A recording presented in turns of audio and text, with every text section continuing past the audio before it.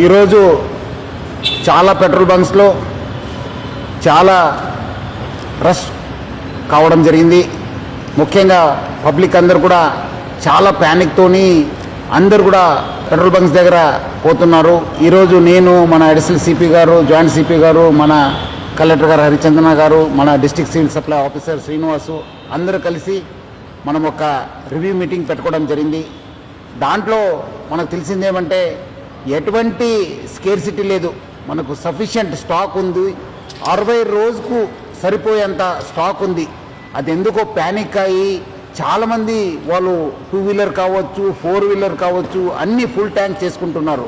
మనము మొన్న 22 రోజు చూస్తే 3024 KL మనకు ఆ రోజు సేల్ కావడం జరిగింది. నిన్నే చూస్తే 6400 KL మనము సేల్ కావడం జరిగింది. అంటే ఆల్మోస్ట్ డబల్ సేల్ కావడం జరిగింది. పబ్లిక్ అంతా ప్యానిక్తోని ఫుల్ చేసుకుంటున్నారు. ఎవరు కూడా ప్యానిక్ కావద్దు. సఫిషియంట్ ఫ్యూయల్ ఉంది మా దగ్గర, సఫిషియంట్ స్టాక్ ఉంది. ప్యానిక్తో వచ్చి అన్ని దగ్గర లైన్ కడుతున్నారు, చాలా వాల్ టైం కూడా వేస్ట్ చేస్తున్నారు. ఒక ప్యానిక్ సిచ్యువేషన్ క్రియేట్ చేయడం జరుగుతుంది.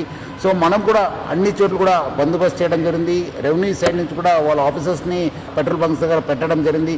ఈ మధ్యలో కొంత పెట్రోల్ బంక్స్ కూడా నో స్టాక్ ఎందుకు పెట్టారంటే మనము డబల్ సేల్ కావడంతో ఉన్న ట్యాంక్లో ఉన్న మొత్తము ఫ్యూయల్ అయిపోయింది. సో ఈ రీఫిల్లింగ్ కోసము మనకున్న 320 ట్యాంకర్స్ ఉన్నాం హైదరాబాద్ సిటీలో. 4 రావడంలో కొంచెం టైం కావడంతో అక్కడ నో స్టాక్ పెట్టడం జరిగింది. కానీ ఫ్యూల్ లేదని చెప్పి వాళ్ళు నో స్టాక్ పెట్టలేదు.